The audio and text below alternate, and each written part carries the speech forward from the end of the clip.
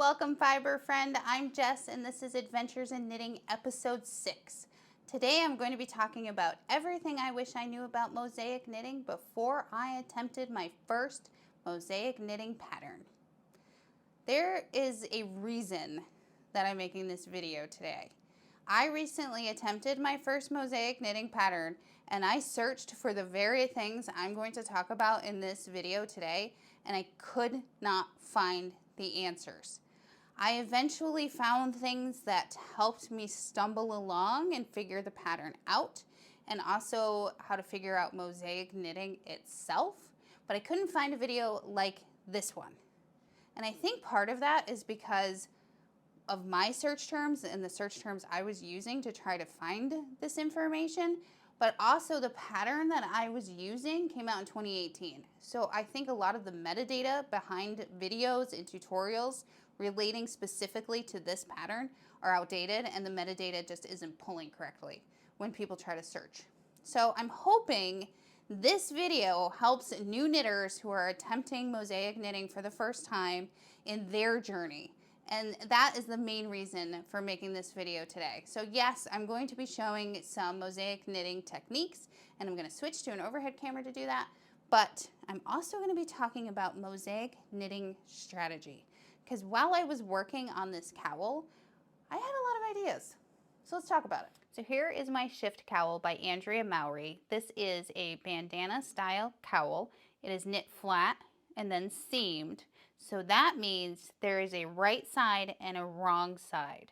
That's very important for what I'm about to show you, because all of the carry of the working yarn is going to happen on the wrong side. This uses 3 colors, and they're denoted in the pattern as A, B, and C. So my A is Melancholia, my B is Ghost Ranch, and C is Nostalgia. These are all spin cycle, dyed in the wool. That is their sport weight yarn. As I mentioned in the last video, I'm obsessed with Ghost Ranch right now, and you can see how pink this one is. The newer skeins that I just got recently have a lot of red and yellow in them. I love the variety that comes in these skeins. Because this pattern uses 3 colors, the colors are often shifting as to what is the main color and what is the accent color. So I'm going to show you that. Down here in the blue sections, this is where that Melancholia was the main color. So it's the blue background here. But the accent color shifted many times between Ghost Ranch and Nostalgia. Ghost Ranch, Nostalgia. So that's switching between these 2 colors. But then the shift cowl switches the main color. So here the main color is Ghost Ranch. So that's the color in the back. And this has been the accent color. This is the Nostalgia. So that's basically how a mosaic knitting pattern works. There's a main color and a contrasting color. Most patterns that I've seen usually work with 2 colors. There's a main color and a contrasting color. Because this one works with 3, you're going to get a lot of variation in the colors that are showing up in your cowl, and I'm going to talk about that later. So hang on to that.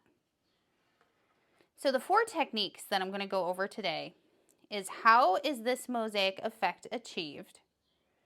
How do you join a new color and break another color? How do you carry up a working strand of yarn?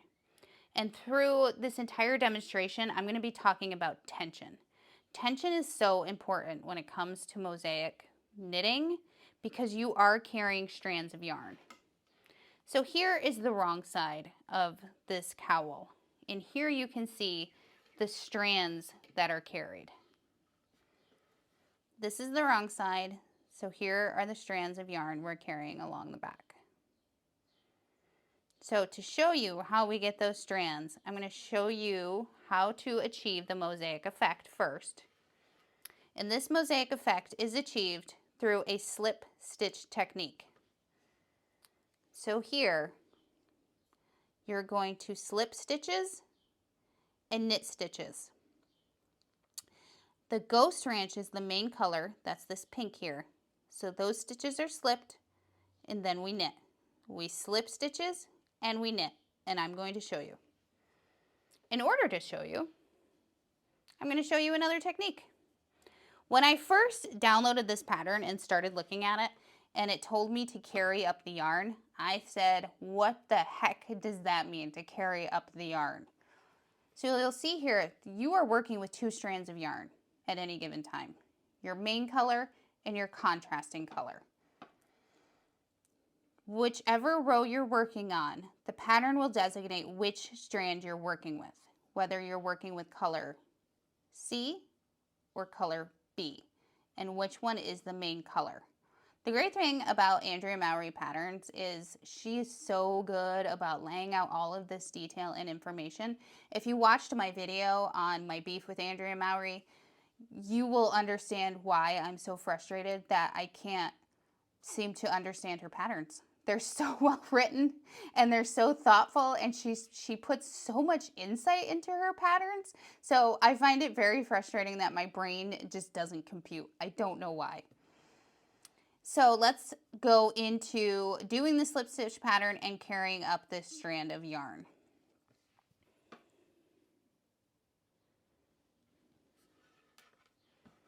For this particular row that I'm on in the pattern, it has 5 setup stitches at the front of the row that we just knit.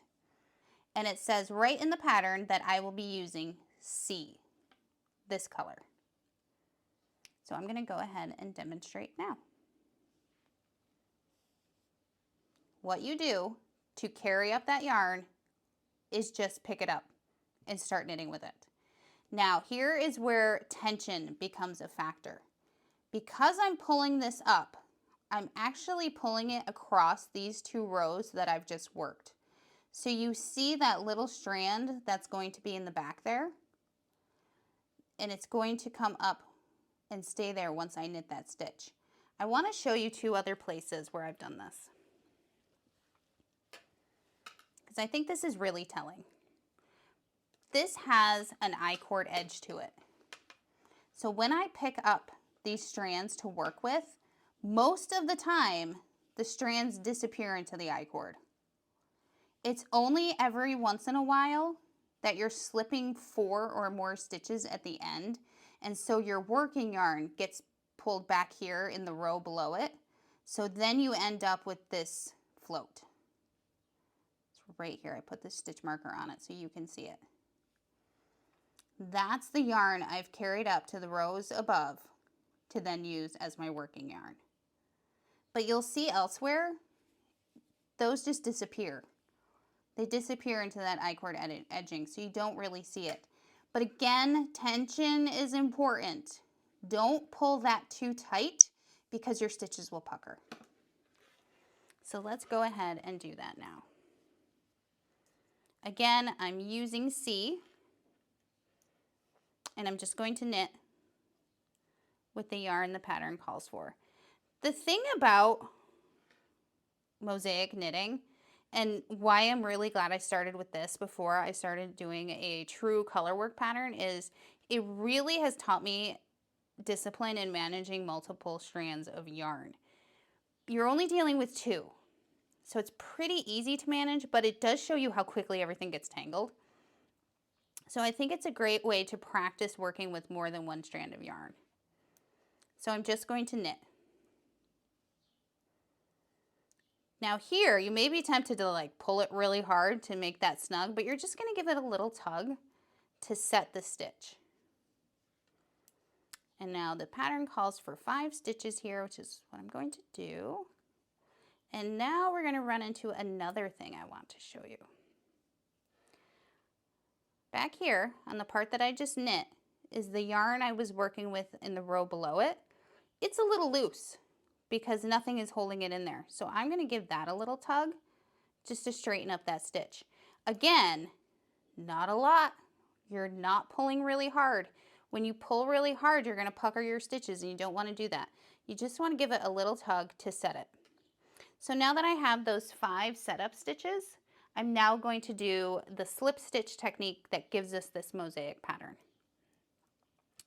With the yarn held in back, I'm going to slip 2 and knit 2. Slip 2. Yarn is held in back, so I don't have to move anything. Knit 2. And I'm going to do it again. Slip 2. Knit 2. That's it. That is how the mosaic pattern is actually achieved. Slipping 2, knitting 2.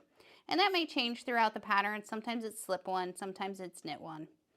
If you're a newer knitter, you may be very familiar with slip 3 with yarn held in front for that eye cord edging. And so you may see slip with yarn in back and go, whoa, what is going on? But remember, we have a wrong side. So that's where we're carrying that working yarn. We're carrying the working yarn along that wrong side. That's why it's held in back. You're going to knit this row, and when you get all the way to the end, you're going to do the same pattern going back in order to knit these stitches with your contrast color. That's what makes these little pockets of color here. And when you do that, you're going to hold the yarn in front because you're working on the wrong side. You always want to make sure the yarn you're carrying is carried across the back side or the wrong side so that it's not seen when you're wearing the cowl. So that is how the mosaic effect is achieved. It is just a slip stitch technique, and that is how you carry up the new yarn that you're going to be working with. The other thing that was new to me in this pattern that I hadn't done before is breaking a yarn. And I'm not super cool, so I just cut the yarn when it said to break it. Some people actually break it. They just break the yarn. I just cut it. Don't be afraid to cut it. This is your work. You do you and how you feel most comfortable doing it. If you're used to breaking the yarn, just break it. I cut it. That's all. So that's carrying up your working yarn. That's breaking it. And that is how that mosaic effect is achieved. The other thing that I want to talk about is how do you join a new color? A lot of this pattern will say join color A, join color B. I have joined new skeins, and I didn't know if joining a new color was done in a different way. So I did look it up, and I was able to find a tutorial for this that Andrea Mowry does herself. It's not related to this pattern. So this is what I was saying at the beginning of this video, that I think a lot of the reason why I didn't find resources on mosaic knitting was mostly because of my own search terms. I was looking for joining a new color in mosaic knitting, and the video that Andrea has up is just joining a new color. So this is how you join a new color, and it's super, super easy. But I'm going to show you today because I watched a bunch of videos once I saw how she joined the new color, and experienced knitters make this look so easy. So I wanted to do it here today because it's incredibly fiddly. And I think if you're not used to doing it this way and know how to do it this way, yours will be fiddly too. And so I don't want you to get discouraged if you watched those other videos where it looks like they didn't even join anything, they just keep knitting. I want you to see how fiddly it is for me. So I'm going to join this yarn because it's currently not on the cowl. You will never join mid-row for this pattern. I'm just showing this to you as a demonstration. So the way you join it is you take your right hand needle, insert it into the stitch on the left hand needle as if to knit, and then instead of using the yarn you were working with, you're going to use your new yarn. And just as if you were to knit it, you wrap it around that right hand needle and finish the stitch. This is where it becomes fiddly, because you now have this yarn there's no knot. you're not tying anything down, it's just hanging out there on that needle, it will move around a lot. Once you've knit a few stitches, just keep giving that just a small little tug. Again, remember, tension's really important. Don't overdo it. So just give it a little tug to set it. I'm going to show you that again.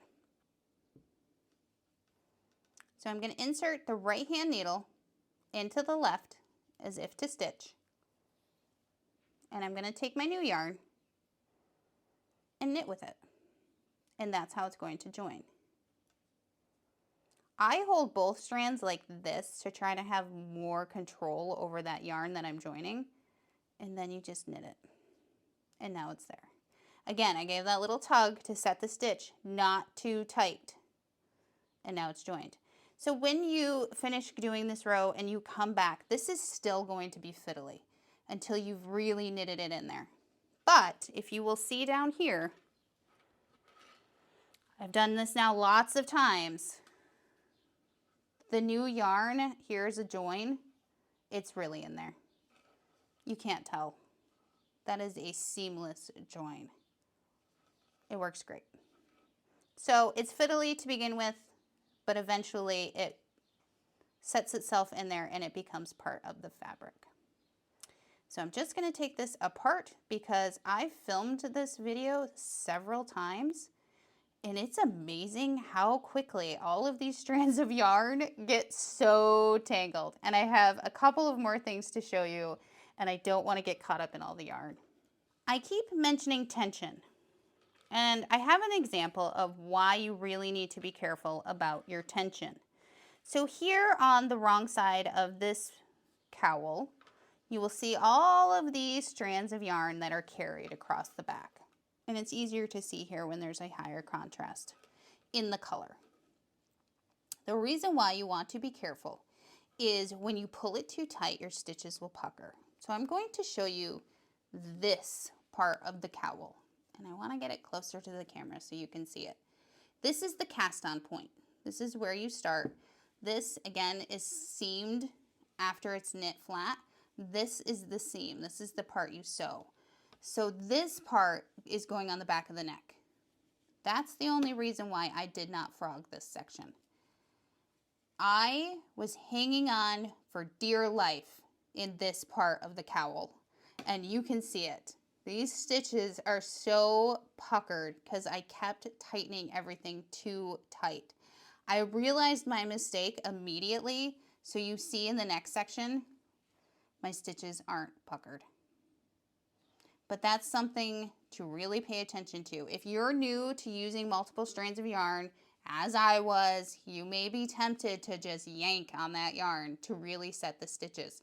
But that's what will happen, is those stitches will become puckered. So it's very important not to do that. Those are the technical things that I wanted to go over as far as mosaic knitting and the things that I could not find in videos when I tried to look for them. The next thing that I want to talk about is color work, because I feel that mosaic knitting is like a step toward color work. It's where you start learning about how to combine colors, how colors work together, managing multiple strands of yarn. So if color work is something you're interested in doing down the line in your knitting journey, mosaic knitting might be a great way to get your feet wet. So what I want to talk about now are how to combine colors, or things to think about when you're looking to combine colors if you're new to this sort of thing. Because early in my journey, would take yarn and just look at it and go, yeah, that looks good together, I'm going to go with that. It wasn't until much, much later that I started picking up on techniques that other knitters were using when they were choosing colors to go together. And one of those techniques is to twist the yarn together. I am not kidding you. This is something that somebody had to teach me how to do. When you want to compare yarns and see which ones look best together, take two strands of them and twist them together like this. You can do this with a hanked skein of yarn. Just take two pieces out of the hanked skein, twist them together. Any good yarn shop owner, independent dyer will let you do this with the yarn. because this is how you figure out if those colors look good together. Here you will see these look great together because look at that contrast. If you're interested in doing a fade in your work, say you want to start at a darker color and go to a lighter color, another thing that you can do is line up your 3 color choices or however many colors you have and take a photo of it with your phone. Then go into the photo app and apply a black and white filter to your skeins. That's going to show you the warmth of your colors. So when you turn a photo to black and white, really dark colors show up as black. Medium colors show up as gray. Light colors will show up as white. I was not going for a fade here. I'm just using this as an example. These are just colors I liked together. But that's something to do if you are looking to do a fade across your project.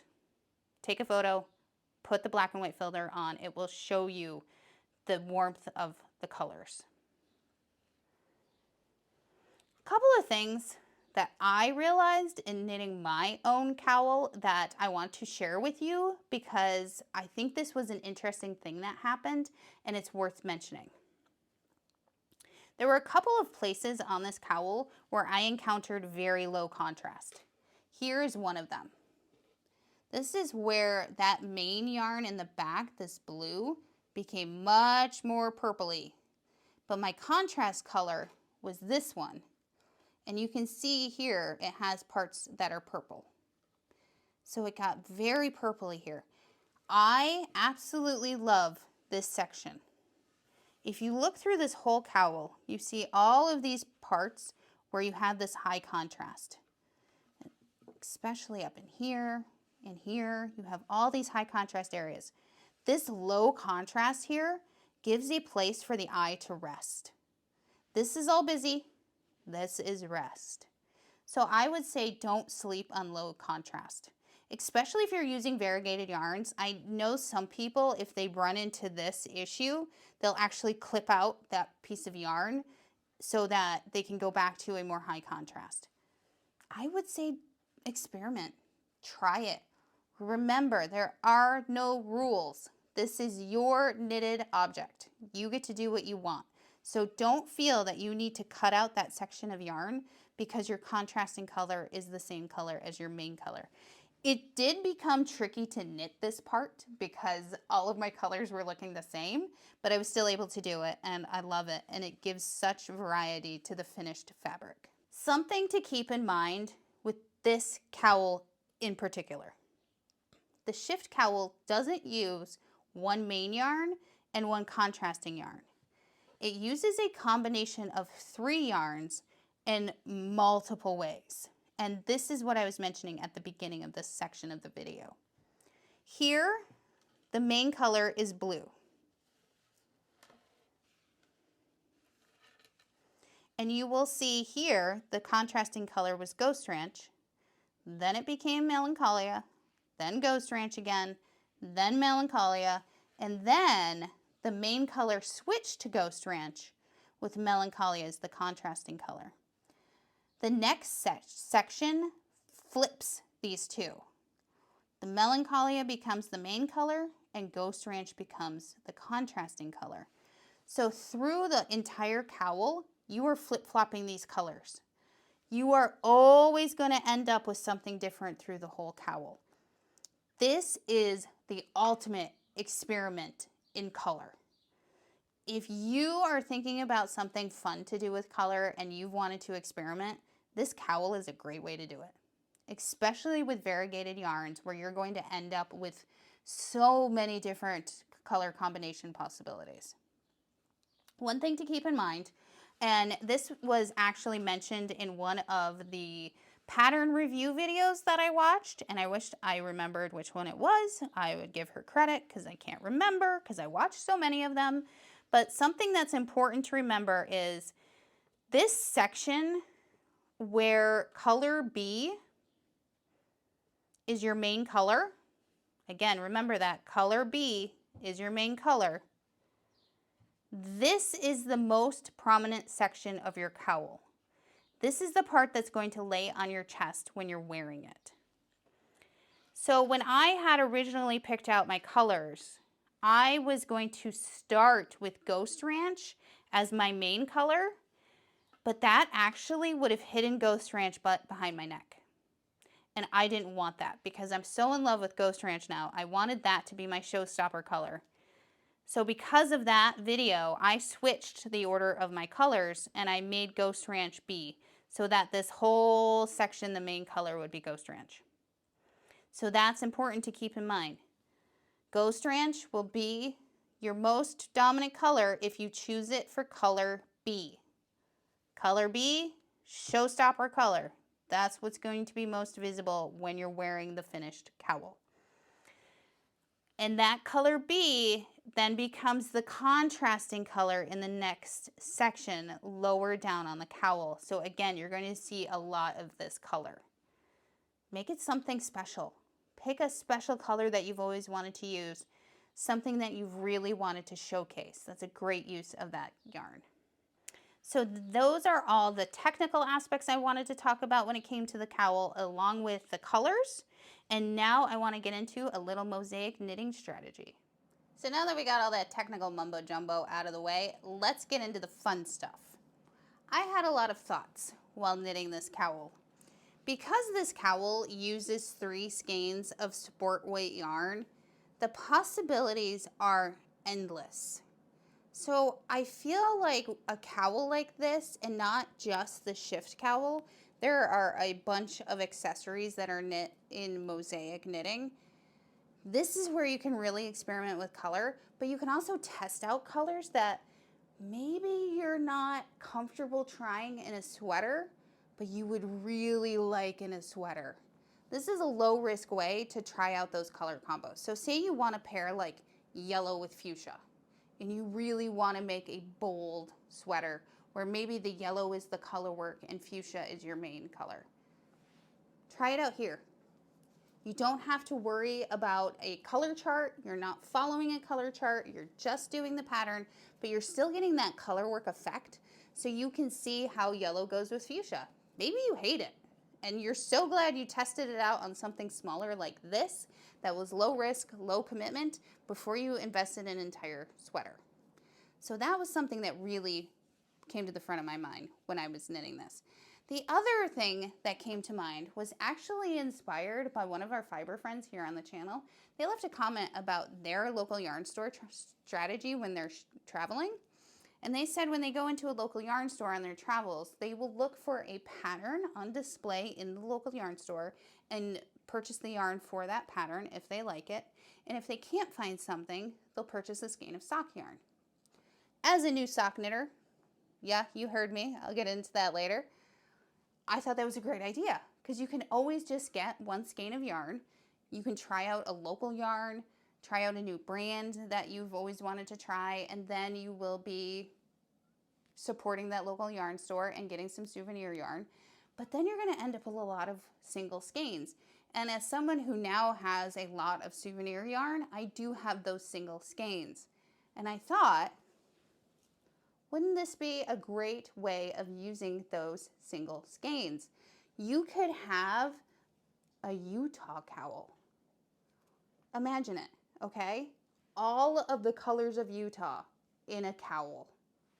If you have visited Utah, or if you're lucky enough to live in Utah, you know exactly what I'm talking about. The only explanation I have is that Utah is another planet. That's the only way I can explain the colors that are found in nature in Utah. They are spectacular. I would love them in a cowl. I could visit the local yarn stores there, pick up a sport weight yarn, and put together all the colors of that state. And then I would have my Utah cowl. My beloved Wyoming. Jenny Lee from Wyoming Knits recently shared the map for the Wyoming yarn crawl, and it is the exact route my husband and I took a year ago. I'm so bummed. I could have done that. Maybe I just have to go back, right? I have to go back so I can do a Wyoming cowl. This is also a great way to knit up your memories. I think that putting our memories into the things we knit gives us a way to remember what brings us joy. There's a lot of hard surfaces in life, and to have these little reminders of the things that we loved, that brought a smile to our face, that made us happy, are really, really important things to have in our lives. So maybe think about your class colors, especially if you have a class reunion coming up. Wouldn't that be a great idea? Maybe your favorite sports teams. Maybe you are an adventurer and you have a lot of single skeins from your adventures that you can knit into a cowl like this. And you can really be adventurous with the colors because of the mosaic knitting. In addition to souvenir yarn, this is also a great way to try new brands that you want to try without making a huge commitment. Because again, you can just get one skein. So this is what I've pulled out of my stash. I've been in my farm yarn era, and I have a couple of skeins of the sport weight farm yarn, and I also have a skein of Nightingale Fibers. This is an independent dyer right here in New Hampshire. I have been wanting to try her yarn for a long time. She ethically sources her yarn, but not only that, she names her yarn after important nurses in history. How cool is that? So this is another way that I can try new to me yarns, is doing a low risk project like this. But also, because this yarn is variegated, I could get 3 skeins from independent dyers in New England and then have a New England cowl, right? So many possibilities. And the other thing that you may be wondering, because I know I am, I started this cowl a long time ago. It has made several appearances on this channel. It is still not done. I have finished other projects after starting this one. So why is this still on my needles? Whenever I do something like this where I'm not finishing something, I really start to think about why am I not finishing that? Why am I not picking that up? So I was starting to pay attention to when I was picking this up, and it was incredibly revealing. I'm sorry if you're hearing a lot of outside noise right now. My dogs are in the room. They're both decided now would be a great time to start licking. I'm not going to record this again, so you can just enjoy the sounds of the dogs. I'll put some footage in there so you can see them. They are being extremely cute. But I noticed I was picking this cowl up in times when I was really stressful. And the other thing that I noticed is that I was holding it and doing this. I was doing this with my fingers on the fabric. This is really important, and it was important that I noticed I was doing that. About 11 years ago, my father unexpectedly passed away. I am someone who never really suffered from anxiety. The usual first day of school, new job sort of anxiety, but not real anxiety, general all-encompassing anxiety. But when my dad unexpectedly passed away, I developed really, really crippling anxiety. It is very difficult to lose a parent. It is something that they cannot prepare you for, and it's a hard adjustment to make. And so I developed anxiety. I was incredibly anxious. And as somebody who didn't have anxiety before that, I didn't know what to do. So I had a really, really wonderful therapist who explained anxiety to me and how anxiety is working in your body and why it happens in your body. It's a very interesting thing, something that evolutionary-wise kept us alive, saved us from the saber-toothed tigers, but now we don't have those saber-toothed tigers, but we still have the anxiety. So we need to learn modern ways of managing that anxiety. And she taught me about activating the central nervous system through grounding exercises. And part of a grounding exercise is activating more than one sense at a time. And one of those senses is touch. So I realized I was doing this. I was feeling the texture of the mosaic knitting pattern. And we have had a particularly stressful period in our lives lately. And so I was saving this, unconsciously saving this for those stressful moments when I knew I was going to need something that was more tactile, that had this texture to it, and it was always changing under my fingertips. So that's when I was reaching for it. Not because I don't love the pattern. I think this video and many videos before it have already established how much I love this pattern. This pattern was comforting me and I didn't realize it. So I didn't want to finish it. I wanted to keep coming back to this comforting cowl. The thing about this cowl and why it works so well for a grounding exercise is not only that changing texture, but the constantly changing color. You're always looking at something different as you're moving through a mosaic pattern. And if you're like me, maybe you listen to an audiobook when you knit, maybe you're watching this podcast while you're knitting, you're activating so many senses at the same time. And so for this particular pattern, it worked really, really well to combat my anxiety. So if you suffered from anxiety the way that I do, consider putting some mosaic knitting patterns in your anxiety arsenal. This is a great way to activate your nervous system, to calm yourself down. Since my father passed away 11 years ago, I have worked really hard on my anxiety, and I'm happy to say it's very well controlled. Very well controlled. It is something that you can work on, but I know if you're like me, I sometimes get anxiety for absolutely no reason, and that is really frustrating. To give you an example, my husband said something really funny this week, and this is a little gross. So if you're squeamish, move on. Just jump ahead to the end. You can skip this part. I've mentioned several times here that I have special needs dogs, and one of those dogs has developed a lot of cysts, little masses on their skin, which is very common for Basset Hound. Basset Hounds notoriously get cysts. And he had a really big one, and we knew it was going to rupture. Normally, we have these cysts removed. They can have surgery, they come off. Our dogs will be 14 years old in 2 weeks. You do not send a 14-year-old dog into surgery for no reason. And so we've been watching this giant cyst on his side for months now, knowing it was going to rupture.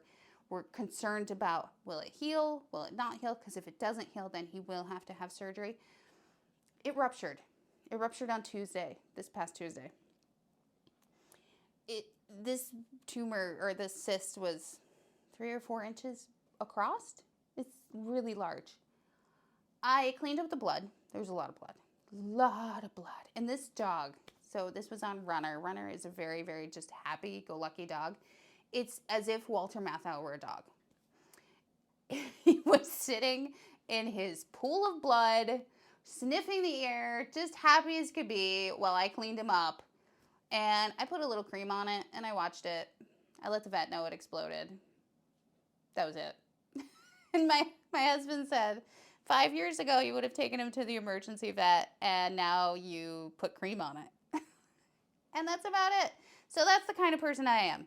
So when the anxiety came, I really didn't know what to do about it.